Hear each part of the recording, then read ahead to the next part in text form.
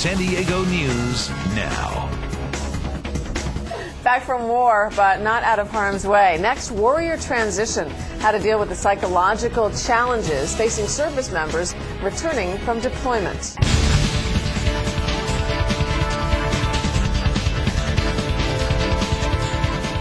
Troops returning from the war in Iraq are having an increasingly difficult time leaving the horrors of war behind. Combat can be overwhelming, both physically and emotionally. Suicide rates are up dramatically in the U.S. military. Thanks to improved medical care, soldiers, Marines, sailors are surviving brain injuries that, quite frankly, used to kill them. But then they face this long, complicated rehabilitation. Others cope with post-traumatic stress. Experts say intense psychological counseling can help. To be able to be exposed to what can be jarring and sort of trigger images that can trigger those overwhelming emotions, to help them then develop some control and the ability to withstand those triggers and to be able to live the life that they want to live. General Sutton says military officers must be much more accepting of service members who have post-traumatic stress disorder and other trauma.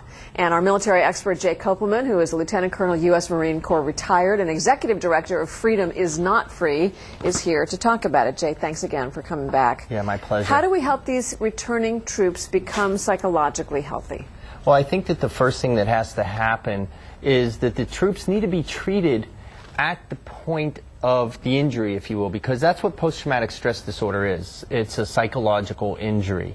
And so there has to be somebody on the ground, a psychologist, who is well-versed in treating these types of injuries at the point of insult or injury to the troops. On the ground in Iraq? That's correct. And then what happens when they get home? Well, when they come home, then there is treatment available. There are many forms of treatment available. Some are even sometimes considered controversial, such as using virtual reality to treat post-traumatic stress disorder. What is that? Virtual reality is just what it says, and there is a group here in San Diego using it very effectively to treat troops returning with post-traumatic stress, putting them back in the situation. In a simulator. Right, and by using what's called graded exposure therapy, exposing them to the event that triggered the onset of the post-traumatic stress disorder, and then being able to, by teaching them techniques to slow their breathing and actually meditation, talk them back down from the event and get their heart rate and all the other indicators of an onset of PTSD back down to where they should be.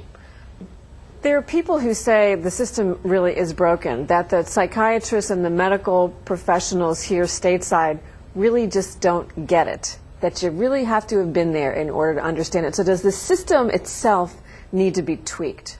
Well, I think that probably on some level it does. And as I said, we need care providers at the point of injury, which means in Iraq and in Afghanistan, where these guys and gals are suffering the psychological injuries.